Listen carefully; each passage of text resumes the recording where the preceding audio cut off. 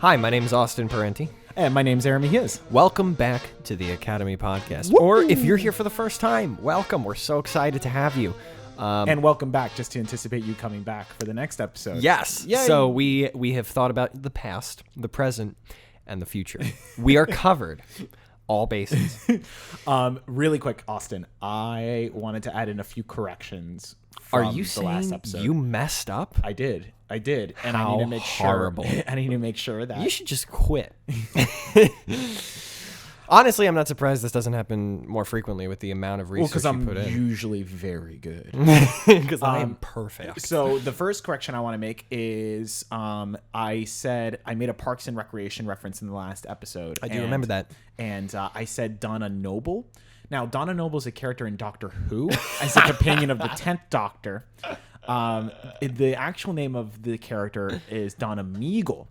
And so you can see my confusion because I confused my two great loves, Doctor Who and Parks and Recreation. It's a fair confusion. They're very similar. Very in their- similar. The time periods and, One has a time period, one has a lack of a one. or a time lord. Yeah. And then, so the second correction is I said the French Revolution occurred in 1798. Technically, the French Revolution was still going on in 1798, depending on your metrics. But the French Revolution truly began in 1789. So I flipped. Oh, okay. Yeah. You see what I mean? I want to make sure. I appreciate you clarifying. And I then do. my third correction. Third? Okay. So in the story of Cincinnatus. My favorite one. Don't tell me it's all a lie because I based my it is life the past few weeks on Cincinnatus. Well, there is a debate about, the legitimacy of historically. Well, I mean, they believe, like most Roman history dating back to that time, is there's a lot of embellishments. Romans like to make themselves look good. Well, but the we're Aeneid. not. Yeah, that's not the point. The point is that Cincinnatus, I said he served as tyrant of Rome. He served as dictator of Rome. There were the office of the dictator of Rome. Which they were afraid would be tyrannical. So you just titled it differently. But I don't think they were. So, okay. The Romans, really quick. Yeah, good sorry. question. But the Romans never were afraid of somebody wielding absolute power. They were always afraid of the time in which you would wield absolute power. So, So for example, Cincinnatus actually did serve as consul of Rome, and so there were two consuls that were elected every single year, and they wielded absolute authority over Rome. They were the highest office, and they had a incredible amount of power. But they only served for 1 year. So it was never a concern about the breadth of power for Rome. It was always a concern of the timing of it more Interesting. specifically. So Cincinnatus was actually a pauper because his son was like a really bad guy. So his son would actually like assault the plebeians and like try to break up their demonstrations. And then he was actually convicted of battery and assault and all these other crimes because he was actually against the codification of laws for the Roman people. Like laws clearly demonstrated on these tablets. Yeah, the 12 code of laws. And which is like a normal thing for us that you should know the laws that you're living under, but apparently they were against that. Well, I think I turned right after a railroad on a red today, so I'm not sure if that's against the law. But it is a reality that not everybody is as well educated as they should be, including myself. Mm-hmm. So then he actually had to. I'm just gonna go right back on this. So then his son actually fled Rome when he was convicted, and so then his father was left to bear the burden of the financial cost of his conviction, and so that's why he went into farming. And Cincinnatus was actually educated and was consul and was supposed to be in politics, but then He was like disgraced, sort of. in a way, removed. and then he went to the plow, but all the rest of it is technically true. Is that he was installed as a dictator. He solved the crisis and put Rome back on the right footing and stepped down from power. And the reason why that's significant is not because he's like the first man to have ever done so, even though it is always significant to give up power when you've been given it. What's significant is that he was a man of a new generation of Rome that had not known the tyrannical kings of Rome of yesteryear. So he was technically the first. He was the first man to give up power out of love of the republic rather than fear of the kingship. Okay, if that makes sense. Yeah. I just wanted a quick correction because you liked him so much. Yeah. Did we get any emails saying you got the date wrong? I email myself saying please correct. Okay, that's fair. Well, here we are. We are approaching again. We are in these denser sections where more of Plato's more famous ideas are coming in, and in this section we are going to talk about the allegory of the cave, the simile of the cave, whatever. And divided line, right? And how those kind of sort of are the staple definitions some people would look to as being how to define Plato's idea of the forms and the shadows. But as we were just skimming to review, it seems like he starts touching on that a little sooner. Now, before he even gets into those, the last thing I'll say, and then I'm going to ask you to help me out as I always do. Mm-hmm. Our author here, not our author, but our translator who makes all these wonderful notes for us in this edition, he said that Plato himself never actually, in any of his works, clearly defined forms and shadows. That is an interpretation that we, as modern readers, have to kind of discern what he was after, because it seemed like whoever he was writing to was aware of what he was talking about. Like they're having kind of an inside conversation that we're only getting elements of. So I'm kind of asking you, are we going to spend tonight kind of trying to reconstruct what we think is Plato's idea of the forms and the shadows? Is our editor, our translator, right in saying that he really was unclear about it because he never sat down and defined this idea? Okay, so my research time for this episode clocked in somewhere around 36 to 48 hours to cover maybe about 40 pages of material or less. Wow. So, yeah. That's a lot more than usual. Yeah, a lot more. And it makes sense. This is the densest stuff, right? Yeah, so I will say really quickly that, so here's my thought process going forward, and exactly how I'm able to condense all this research down. So I'm only going to talk about things that are the general themes in which scholars are talking about this issue, right? So okay. I'm not gonna go into, okay, well, this guy said this and this guy said this and this, so on and so forth. I want to just say this is what I've been generally seeing in all of my reading. So I want to, and just really quick, so the reading, I would say I probably read about 250 pages of source material as well. So just to kind of give it a right. So like it's serious stuff. Yeah, it would be too much. So the thing is that so everything we're going to go over is not really like in the book, like usually we kind of march through the book, but I just want to get those concepts out of the way and just kind of introduce them. I think that'll be more helpful. Right. But I want to make the listener know as well that this is not Intro to Forms 101 in a basic philosophy class. This is going to be higher level stuff, because the point of this podcast is not to, if you wanted to know if you wanted a nice little incorrect definition of the forms, you can go to School of Life and pick that up from YouTube. Yeah. Go ahead. But I want to be as rigorous as possible within the frame that we're given. So then the second thing is that you're right. He actually has very conflicting definitions of the forms, and this Helpful. idea of shadows is inconsistent, and understanding what knowledge is, and how it's applied practically when he discusses it, but then when he sets up his similes and his allegories, it's not clean. And and it's going to be tough, because in a future episode he's going to talk about the forms again, but in a completely different light. And it's like, well, then what did he really mean to begin with? Okay. And I hope to end this episode with finally telling, like, kind of revealing what I think. This is going to be much more. Eventually, we're going to get down to brass tacks, and I'm going to say this is where I actually disagree with a lot of scholars. We're going to find a launching off point where I'm going to make a plug. That's fair. Because it's just necessary. Now, so maybe we can start here. Would it be helpful for me to give you my School of Life, like my tell me what you know about the forms, and then I will go. We'll just I'm just gonna put away the book, and I'm just gonna kind of glance at my notes here on my left. Cool. And then I'm just gonna build. I'm gonna build a building, right? Okay. We're gonna start from the foundation. We're gonna go up. Yeah. Now, Actually, that's tough because the way I would describe the forms is I would go straight to the simile of the cave. But Okay. Start. You want me to? Okay. Yeah, let's just for our sake, let's jump around. Let's do it. So it seems to me the forms and the shadows, it's most clearly represented in Plato's Allegory of the Cave, where he likens your journey in mankind to being if you had grown up your entire life in a cave, chained to a wall, and the light source was behind you, so all you could see were projections of shadows on the wall. Right. You would be led to believe, with no other frame of reference, that the shadows themselves were real things. Imagine like a kid passing a toy fire truck, in the air in between you and the light source, and you saw the shadow of this truck. You would think the shadow itself is the truck, not what the kid was holding.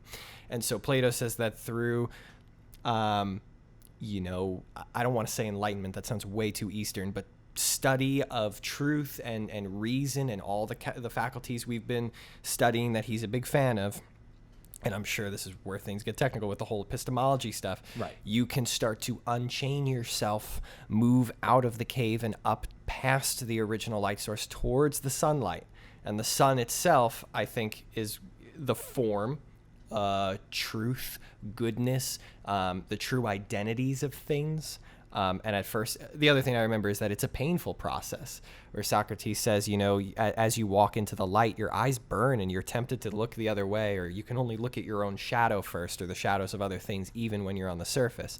But as you struggle more and take more time, you can look more at true things. So the shadows are the elements and hints of reality that we get on this side of eternity. But the true identity of something else, the true identity of the thing, again, whatever we're talking about, whether it's justice, like an idea, justice, or I don't know, could it be an object, like the perfect form of a chair? I think is kind of what the token philosophy professor goes for, right? It exists, and it's casting its shadow on earth, but it's coming from an eternal realm, something that we can't see. And this is where I start to intersect with, it's not just in this book, but is it the Apology, where Socrates gives his big speech and he's going to be put to death, and in the end he's kind of like, well, I'm excited to die because I will kind of get to enter the realm of the forms, right, and see these ideas in their truest sense. So that's been my understanding up until this point. And even on this reread, again, because I'm not doing the research you're doing, I didn't see much contradicting my initial thoughts. Well, we ask ourselves, let me dismantle that conception, yes, because I think a lot of people do have that conception of what the forms are. Sorry, I'm really thirsty. Okay.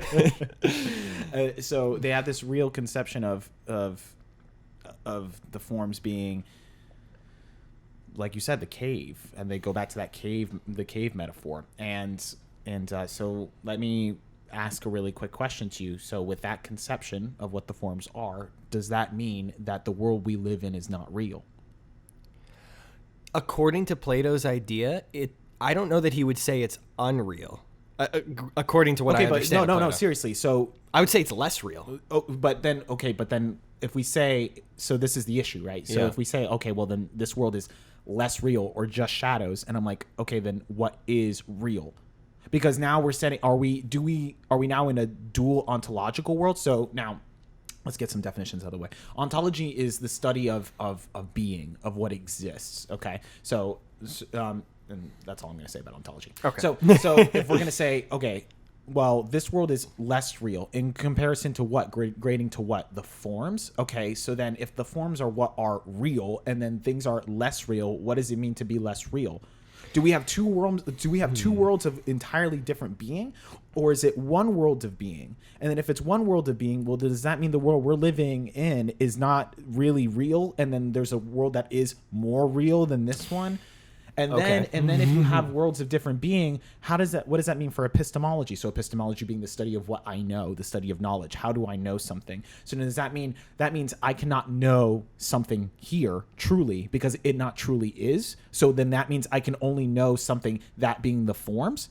So then Okay, how does that make sense in terms of my senses? Because then if I'm going to say, okay, this beer that I have is cold, is Plato saying, well, you don't really know if it's cold. You don't really know if you're drinking it. And we know he doesn't like sophists, so it doesn't exactly. seem that could be the case. Right. Well, so let me ask you this then, because in the Allegory of the Cave, maybe it was wrong of me to bring up the Apology, because in the cave, there doesn't seem to be any symbolic piece, or any piece that symbolizes death.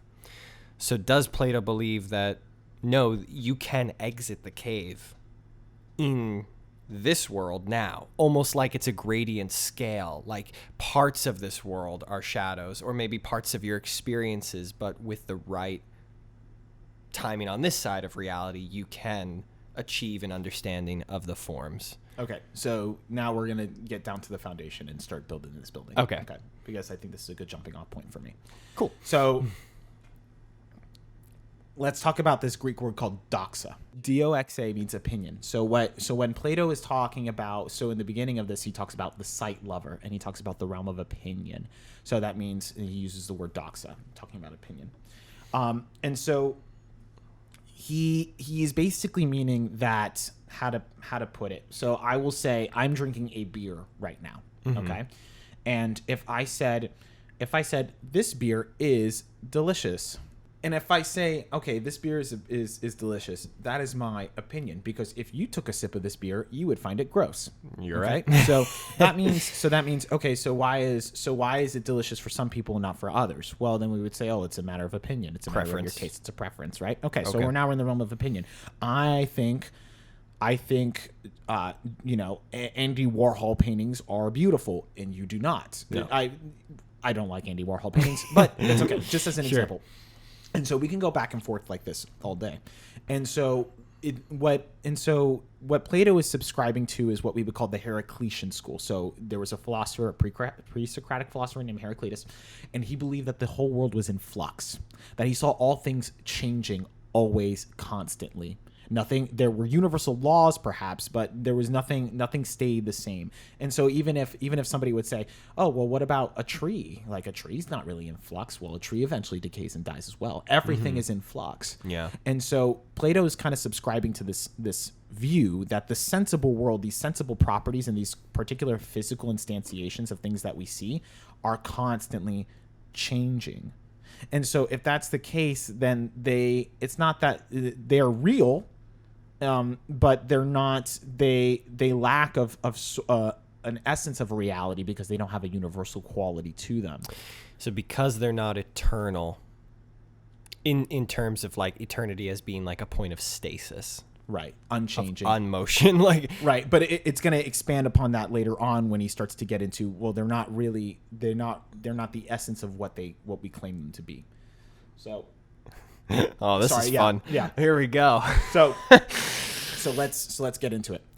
So, like what I wrote here, I said, for example, someone claims a tree is large, but we immediately run into the problem that what we claim to be large is constantly in a state of flux. The tree may be large in comparison to one thing, but not another. It becomes a matter of perception, and over time the tree will decay, or some disaster may befall the tree, and therefore no longer possess the quality of large.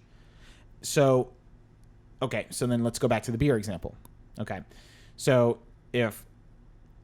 that means the beer is both delicious and also not delicious, or to put it in another way, right? So it's in a state of flux in that sense. But then now we're going to get into this idea of compressions and the idea of the argument from opposites. Now this is really important. Just try. Try to follow. This is good. So what's one way that I can say this beer is delicious? This beer is sweet? No, not like that? No, because we wouldn't say sweetness is all that composes of deliciousness now, would we? Okay. So flavorful? Let's say the beer is delicious. It is also not, we would say, what is the word? It is flavorful. All right. Instead, because I can't think of the word. So let's say, a woman will say, this woman is beautiful. What is another way for her to say that she is beautiful? She is not ugly. Okay. She is not the opposite. of that. So whatever the opposite of delicious is. Flavorless? Flavorless. Okay. It is not flavorless. It is not bland. Yeah. Right? So for us, we would say, well, that doesn't really mean the same thing as to say, oh, it's not flavorless, meaning it's, but just follow along. It's an opposite. Sure. So the argument from opposites would say that, okay, so the beer is delicious and also not its opposite. Okay?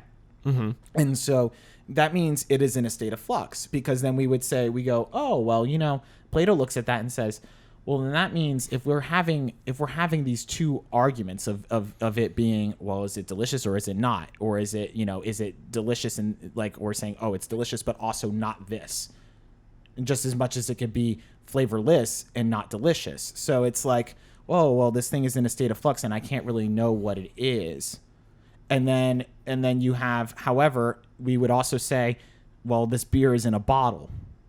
So what does that mean? Like, what is the opposite of a bottle? Well, we wouldn't say it's not a bottle. Right. That doesn't make any sense. So the bottle is something that is certain. So like for example, I read one scholar was like a cow. Take an example for a cow.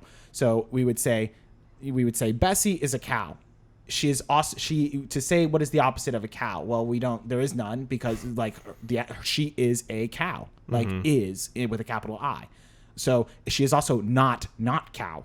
However, or brown and not brown. That doesn't make any sense. However, we would say Bessie is large, but then large in comparison to what? She is large and also not small. But then in another circumstance, she is also small and not large. Right. So in a constant state of flux. So then now we're getting to the sight lover. So now we're in the realm of opinion. And so we use the argument from opposites. So that means I just demonstrated for you that things are in flux. These physical things that we're looking at, anything really, are in a constant state of flux. However, it's only particular things, right? Because I just demonstrated that the item in its own essence, the property that it possesses, is not in flux. So a book is a book. It is also not book. Right. Right? But however, particular conceptions are changing. So beauty, taste, justice, goodness, large, small, things you can kind of eventually pick up. Comparatives, would you even say? Yeah, exactly. Okay. Things that we would say, oh, can be, the opposites of those things rather than, particular, particular objects. So then that means being. That means something like, let's say large. That means, let's say large is the letter F. Like to denote what largeness is, it's F. So then that means the argument of opposites is F and not F. An item can be both F and not F, large and not large. And so what Plato is looking for, though, is something that is, so then that means it being F is qualified. It being F is qualifiedly F, and it's predicated on a matter of perception. But what we're looking for is something that, and then he would say, well, okay, well, then how do I know that? Why would I say, this is delicious, and then another thing is delicious, and another thing is delicious, or one thing is large, and this thing is large, and this thing is large? Where obviously we have this language that allows universals to cut across, right? For us to have an understanding of what that thing is and to recognize that. Well, then that means there must be something that tells me that there is large in and of itself, that there is deliciousness in and of itself, because that means I can understand that there is such a thing as what is deliciousness, right? Rather than being in a state of flux. Is it like there is some sort of deep inside all of us, to make this very mysterious, there is some sort of deep comparative to which we are comparing things? Because again, large by definition is a comparing word. It's to what? It's larger than me. It's larger than a mouse. It's larger than this room. And so is he saying the idea that we are so continuous with saying these things are large, it means that there must be something we are deeply comparing it to. Right, because there are gradations of what we're talking about is gradation of being. So, or gradations of properties, because he would say, okay, well, we're understanding how there are different comparisons of what is large, but that idea is in flux. However, we understand it is large. Right. Nobody really says an elephant is small. Everybody is like, yeah, an elephant's pretty big. We don't normally qualify it by saying big compared to me or compared to a mouse. But when you say an elephant is small, it's always because you're saying compared to. Yes. And so therefore the elephant, the essence of largeness contained within the elephant is in a state of flux. It obviously does not possess the essence of what is large. It only participates in its being in largeness. Right. Its being partakes in largeness. But for me to understand that it is large or partakes in largeness, that means I have to have a conception of what is large that in and of actual itself. thing. And I'm not talking about something that is like infinitesimally large. I'm thinking something that is large itself. Mm-hmm. Or just anything. It is beauty itself. The beauty is a really good example, because we would say, okay, well, that work of art, like we would say, oh, this work of art, like we went to DC, we looked at Thomas Cole's paintings, right?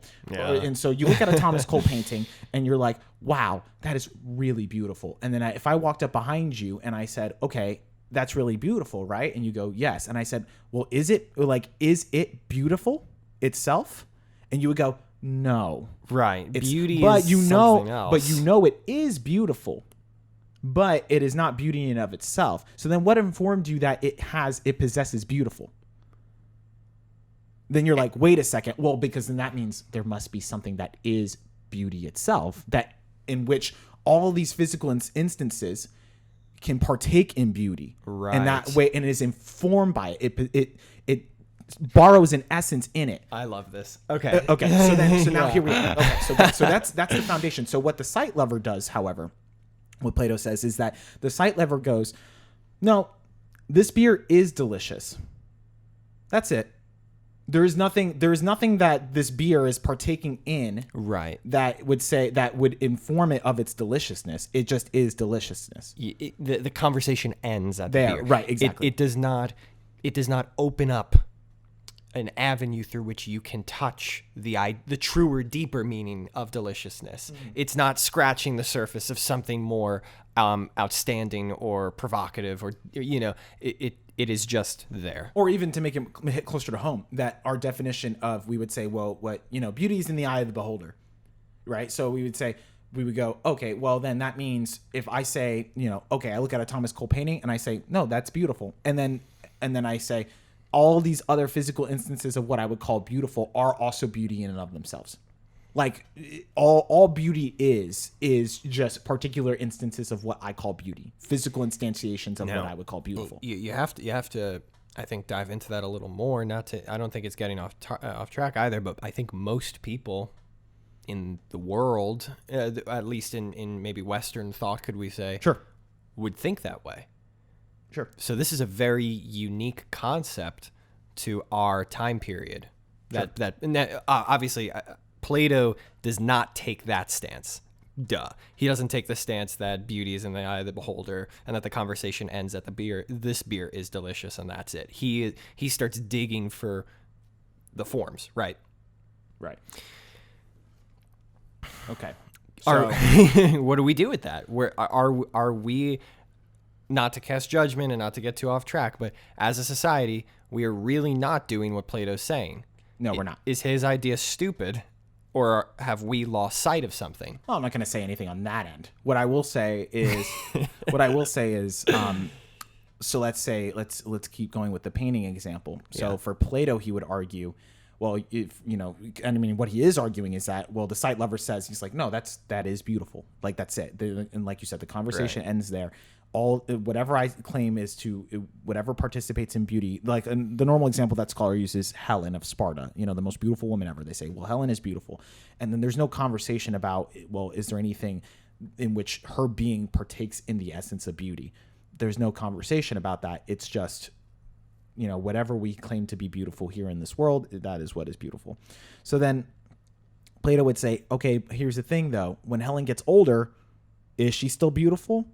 And when she dies, is she still beautiful? Like, do these things hold on to it? And so as things are in a state of flux or decay, or if it's a matter of opinion, if somebody comes by and goes, this beer is not delicious, Helen is not beautiful, that Thomas Cole painting is nothing, then you end up, he literally says it, where you just devolve into semantics and just words, just using rhetoric and like it's just whatever you claim it is. Because he's like, well, then there's no point in even having a conversation at that point. Because if first off, his argument is everything is in a state of flux, so nothing possesses its essence of what that thing is, such as beauty or delicious or justice. It's like a deeper standard, right? That we're kind of appealing to, right? So just to make sure I'm making sense of this, right? This is why there are some people I really can't have conversations with about movies, and there are some people I can, because a lot of people, if I start criticizing a movie, what they might say is, "Oh, well, but I liked it, so." And I can't really talk to them past that point because what they're saying is, but my opinion personally was that I enjoyed the movie, so it fulfilled my own standard for what this art form should be, and I can't like fight them. Then you'd be fighting a subjective war, which is impossible because everybody's definitions are all different things. But some people, when we talk, obviously we talk about as if there is some sort of form of a movie out there, of a perfect story that this story that we just experienced is borrowing from, or trying to meet this kind of standard.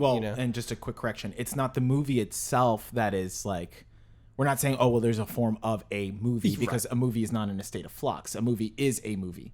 It's not, there is not a movie and not movie. Mm-hmm. But however, when we talk about something beautiful or something that's good, that's where the flux comes in. That's where the flux comes in. So how much does a movie may participate in those things? Okay. Yeah. I see what you're saying, because what Plato is going to talk about is like, first off, things decay are in flux. So when somebody says like, well, I think that, whatever those particular physical instantiations are what they are in essence. And so, and you would say, well, that's not true because obviously it doesn't hold up in terms of reality, empirically speaking. So then right there, that kind of throws a wrench in the idea of the allegory of the cave, because he is saying that, well, actually that means you can have knowledge of the physical world. It's actually required for you to have knowledge of the physical world, because how else am I supposed to know of the forms unless I could see that things in their particular instances are in a state of flux? Wait a second. So then that means we're dealing with a single ontology and maybe a dual epistemology. Anyway, that's a side. But then you also have the, like you said, it's like, well, then it's all just language. And he's like, there's no point in me having a conversation, because like if you're really just going to double down and go, no, actually, even if Helen is dead and in the grave, I will still call her beautiful. And then Plato would go, okay, you keep looking at those shadows. So fine. Whatever, because then it's all just language. I say that something is what it is, and there's no definition to it, and I just claim it. And the only reason that it is that thing is because I said so. It is all language. And this is where you get guys like Richard Rorty who say that the really only thing is just being a strong poet. That really what life is just being able to create vocabulary that creates a reality in which you have power. And I mean, that's pathetic. Is it pathetic because it's irrational to live from that point of view, or is it pathetic because there's enough evidence to the contrary? Neither. It's pathetic because it's just people wanting to not have their lives being dictated by somebody who wrote, a long time ago. Like we want to be we want to be smart. We want to I want to come around and make the next big. I saw this thing on Twitter where it was like, hey, fellow philosophy students, tweet out what's the thing you hate most about the philosophy field these days. And I tell you, 9 out of 10 of those tweets were people going, oh, a lot of philosophy now is a lot of gate guarding. It's a lot of recounting the history of philosophy, and nobody's making ideas anymore. And then I sat back and I said, well, why are we needing to create new ideas anymore? See, this is where Plato and so many other thinkers just kind of slam right into that, because we always feel this need that's like, well, we need to create new ideas. I'm like, I guess you could. We could say, we live inside of a giant chicken. There you go. Philosophy. It's a new idea. And it's like, but you would say, oh, that's ridiculous. How do you back that up? You have to use logic. Well, then, now I'm assuming we're using reason, that reality is something perceptible. I have to use my logic. Well, then that means that there's only a certain range of ideas, right, that I can have if I'm using certain rules, and I have to trust my reason to come up with the reality of my existence based on empirical evidence.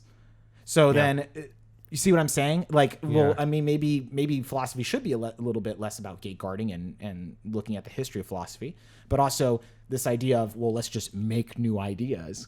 Like, I just don't like that we're not making any new ideas. That sounds What is uniquely Western. Yeah, I'm like, what just is want that? to make new crap. And I mean, and also these are also Okay. people that are like probably not big into philosophy itself. Like, just being honest, because I mean, people are making new ideas. It just depends on what field of philosophy we're studying, right? Because I'm sorry, like, there's not going to be a lot of work done on ontology at this point, but there is plenty of work being done in obviously in the field of ethics, bioethics. Yeah. Oh gosh, yeah. So, Even I bet quantum mechanics and physics is breeding a whole new field of ethics. I would assume. just sure. with all Yeah, those I mean, there's discoveries. topics always being revisited, so it's just a little ridiculous. But anyway, I tweeted out that my big problem with philosophy is that it's not accessible to the common man, and people just sit in their universities and try to create new ideas that nobody will read. What's the point of that? It sounds. Sorry, this is a little off topic, but it sounds like if your interest is more so in creating new ideas and less so in honoring the ideas that have come before us, I think that's just pride at the root of that, right? I mean, Okay. Why on earth would I think that my ideas are worth crap? I mean, we're still talking about Plato. This was 2,400 years ago. Like, he's smart. He deserves my life's attention, Yeah. I mean, honestly. And people have devoted their life attention. Right. And not that's just him, fine. but everybody up to like Hannah Arendt, like really deserves. Sorry, I don't know if you like her, but I do. But these are geniuses, and I'm humbled in just looking up at them.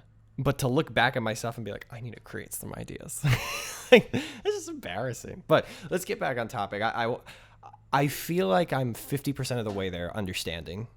Okay. What you're getting Well, at. I'm about to confuse it even more as I Well, why don't we take a pause then and do a little bit of surmising? Is that the word that we use too much according to one of our friends? Let's surmise a bit. Plato, so forms and shadows. I'm going to put those words aside for a second and use something new that might help me understand it better. Objective standard versus just subjective senses. The essence of something unpredicated. Define unpredicated. So that means it was not caused or brought into being by something else. Eternal. Yes. Okay. Or dare I say begotten. Uh-huh. So let's just take beauty, right?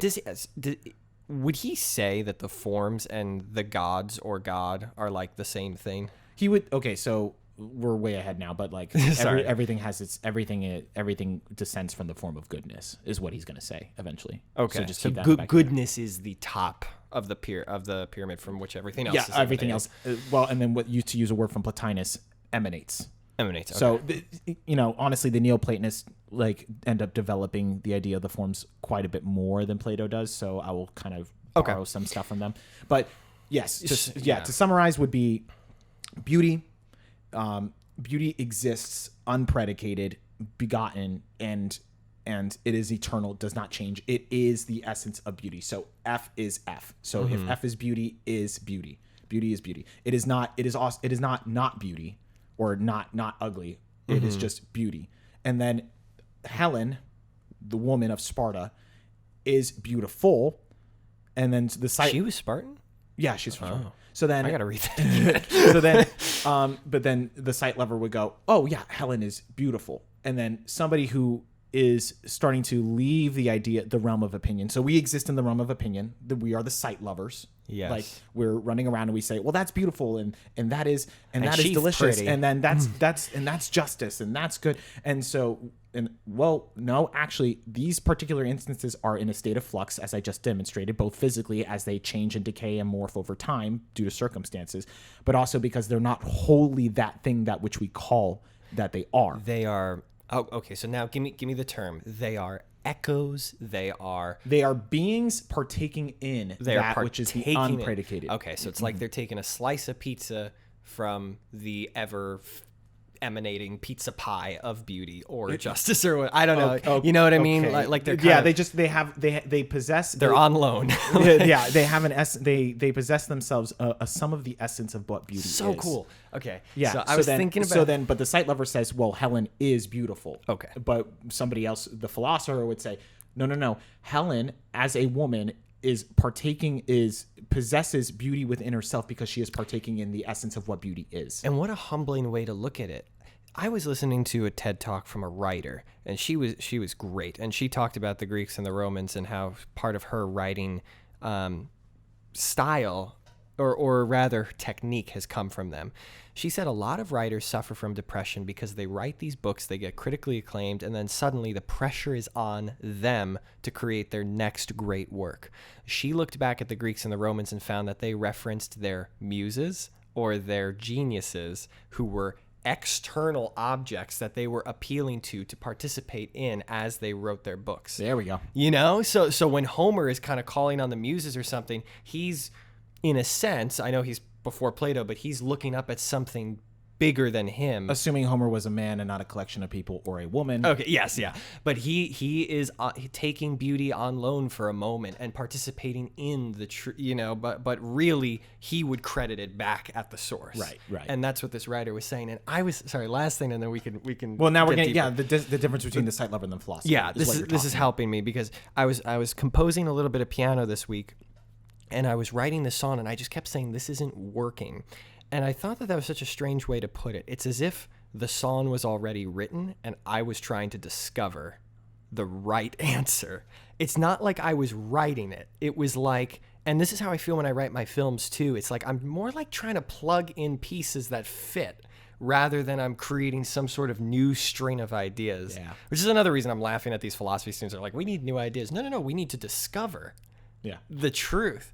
Anyway, the viewer can totally see where we fall on this argument, but okay, so I'm understanding this so far. Okay.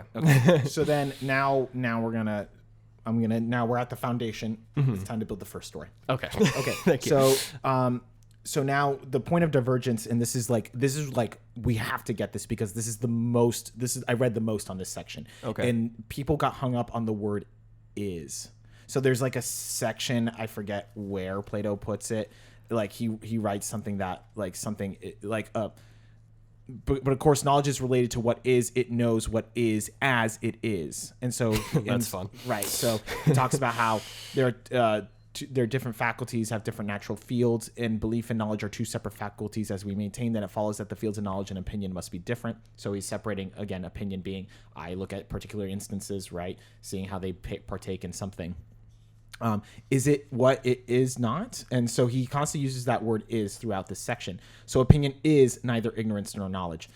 We forgot to go over ignorance. I'm just going to, so he sets up, there's the realm of ignorance. So that means saying something that doesn't exist, right? Like I can't have knowledge of something that doesn't exist, and that is the realm of ignorance. The realm of opinion is having knowledge of opinion of what is and what is not, as we just demonstrated, something in flux, something that is beautiful and is not beautiful. So that's the realm of opinion. And then knowledge is the realm of something that is itself, having knowledge of what is.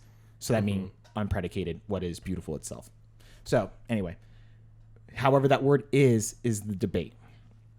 He uses the word enai, E-I-N-A-I, enai. This is the biggest headache. This has been the bane of my existence. There we go. So basically, what does it mean? So that's the question. So the word enai actually has 3 different definitions in the Greek. So when he says the word enai, something is that it exists, it actually has 3 different definitions. Great. So this is where we get into problems, right? Immediately we're stumbling out of the gate. Which of the 3 is he referring to? Right, exactly. So one is an existential reading. So existential, talking about existence. So existential reading would be where Plato's saying something that is saying the word enai, meaning that it exists as we would normally understand it. This beer exists. This beer is. It just beer is. is not. We're just talking about this is delicious. It is. Okay. And so where my notes say, one is the existential reading where Plato is saying that something exists, meaning that it possesses being. So a large tree is both tree and large because both exist. Okay. So that's another thing about the forms is that we have to understand that they are existential things as well. They do exist. Okay. Anyway. They have being. Right. The second is a veridical reading. Like vertical, like up and down? No. Sorry. Okay. So veridical means truth. So just bear with me. Just follow. Okay. I'm just going to read my notes for this. So that way I'm Go not for it. lost. Okay. So the second is the vertical reading, which something that is said to exist means that it is true. So if a tree is regarded as large, capital L, then knowledge would say something that is large is truly large in its essence. So yeah. So Helen. So if Plato's using the word enai when talking about Helen is beautiful, is he saying this in a veridical sense where he's saying Helen is beautiful because she truly is beautiful? So the form of beautiful truly is beautiful because the form of beauty is beauty or is beautiful because it truly is beautiful. Interesting. Yeah. So that's a weird one, because then it relates to the third reading, which is the predicated reading. And I've been using that word predicated or unpredicated, and I'm going to keep doing that because it's really important. Predicated reading, which can be best demonstrated as a sensory instance being the predicate of the thing that is, capital I. Predicated readings are usually paired with a veridical reading. And so as to say that largeness that a tree possesses is a predicate of the essence of large.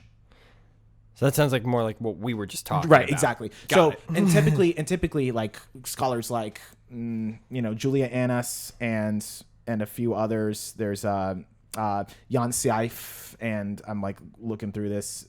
There was one. That's so many tabs. Oh my gosh. Yeah, sorry. How much have you been reading? Yeah, it's a lot. So then there's one guy who actually, this guy here I'm looking at, he was like, I'm going to combine all three views and make it into, I forget, he called it he said a sensible reading. That's what he called it. Sensible reading. Sensible. And then, so then he combined all three and was like, this is, so or I think it was a woman, because actually. it exists. It is because it truly is that thing, and it is because it truly is adhering to the predicated from the right. And so you can see how the vertical and the predicate reading can be combined, because then something is predicated from that thing because it truly is that thing.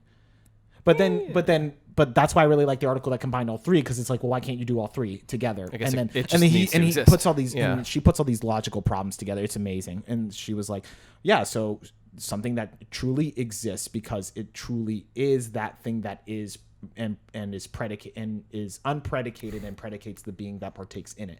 So all three being combined. So this is where you get it. So I know I feel bad for the listener, but it's the word enai.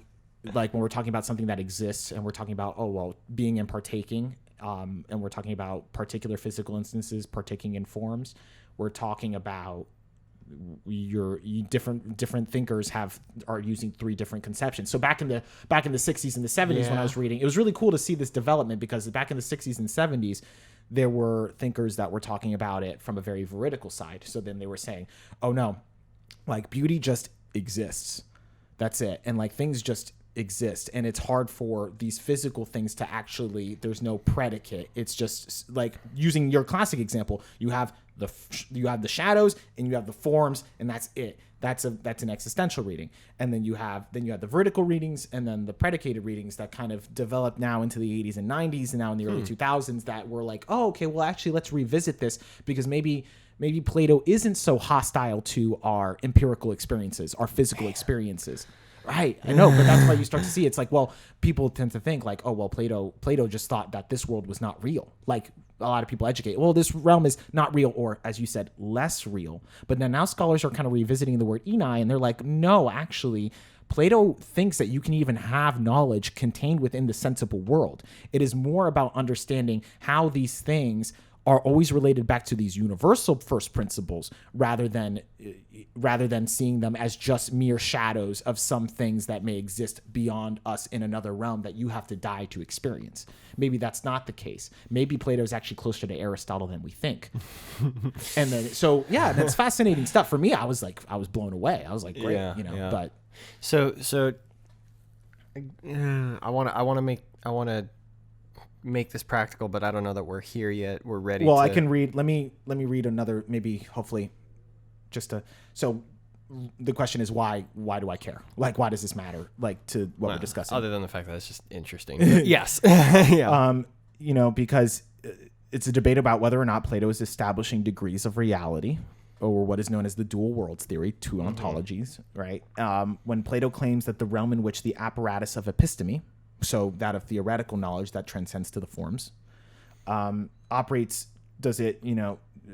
truly exists, and that of doxa has less being or truth, then does that mean that Plato believes in dual ontology, or does this dual ontology also necessitate a dual epistemology?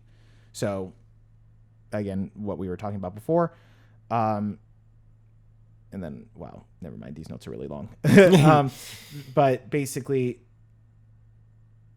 how to put it, knowledge is not... I'm going to work back now. I'm going to rewind just a little bit. Plato does distrust the senses.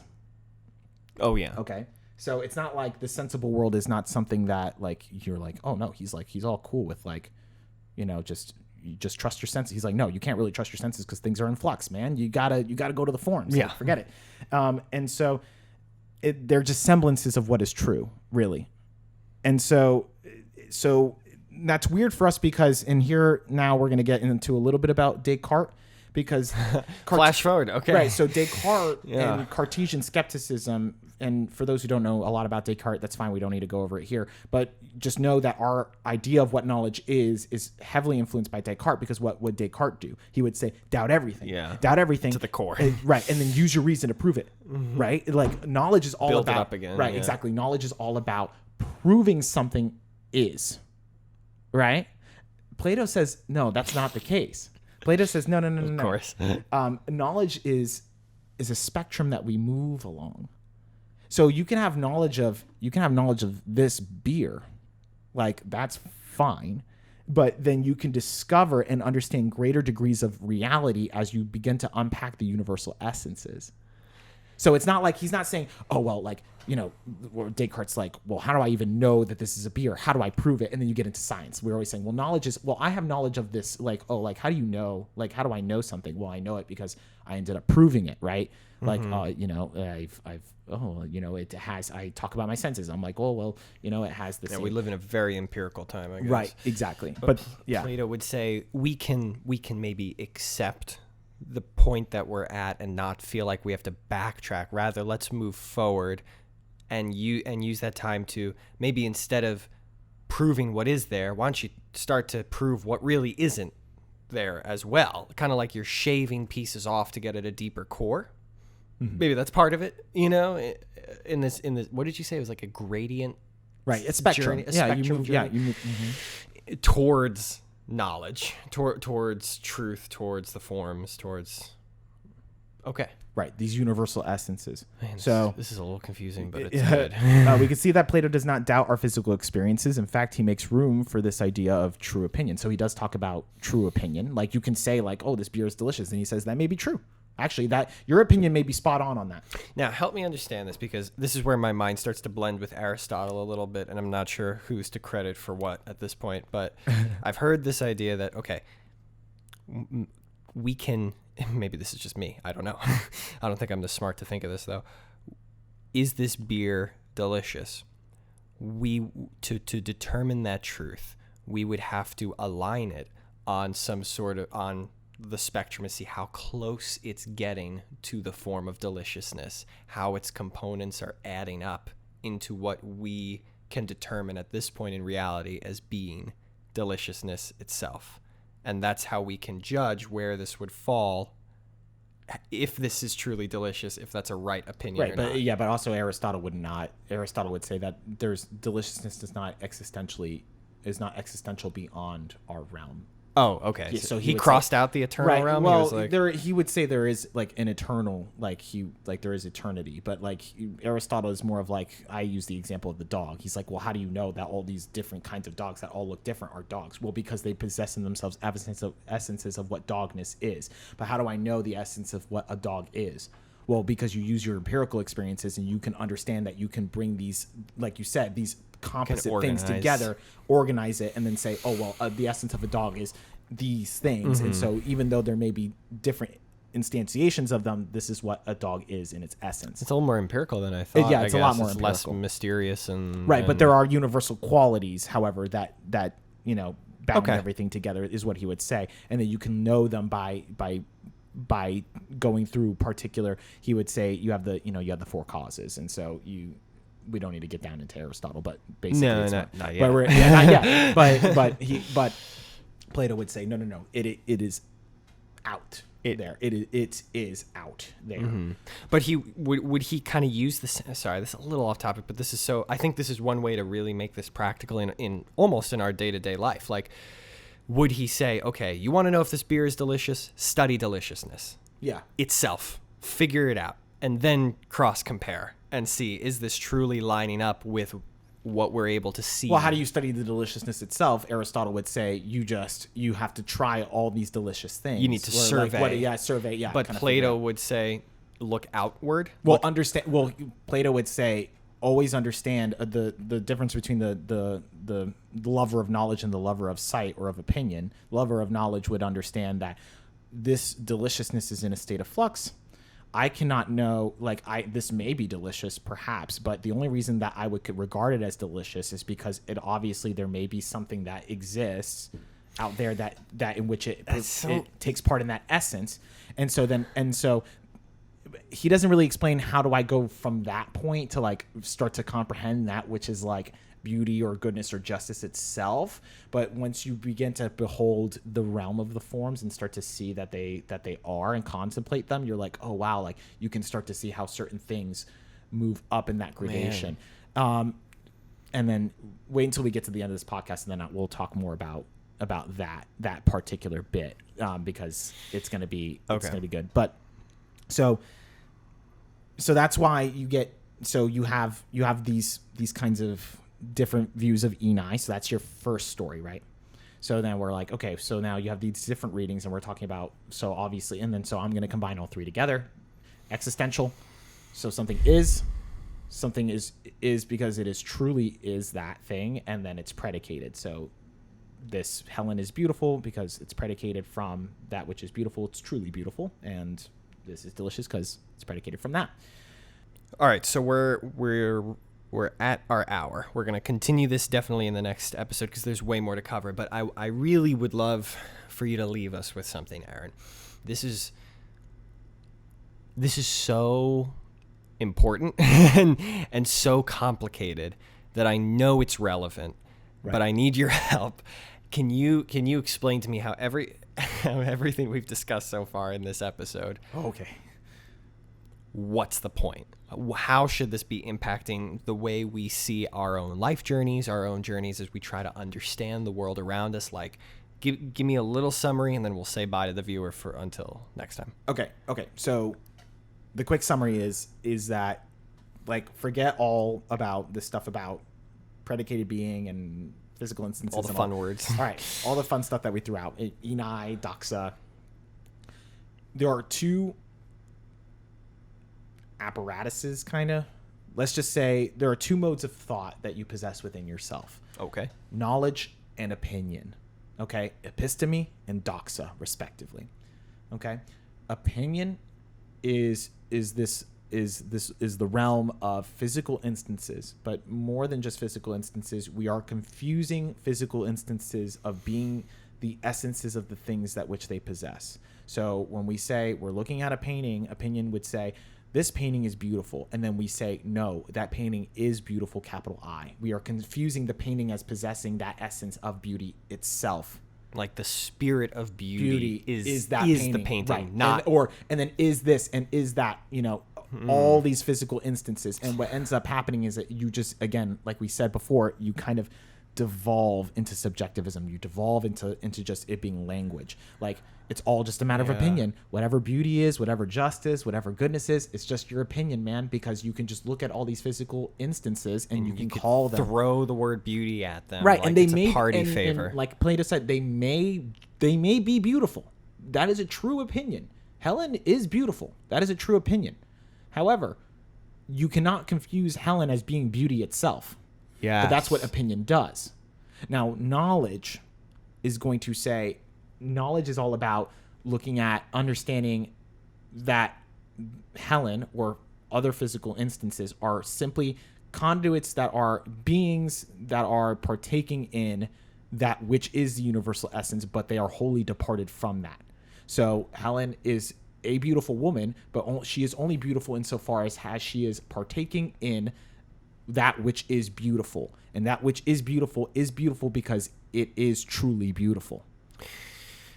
Okay. And so it's all about... That's very helpful. It's a worldview. It's a worldview. Yeah, that's a very helpful summary. Now that will certainly help us be more critical artists and consumers of anything, food, media, because we'll be able to say, right, like this paint. Oh, it's not that this painting is or is not beautiful. It's how well is it aligning itself?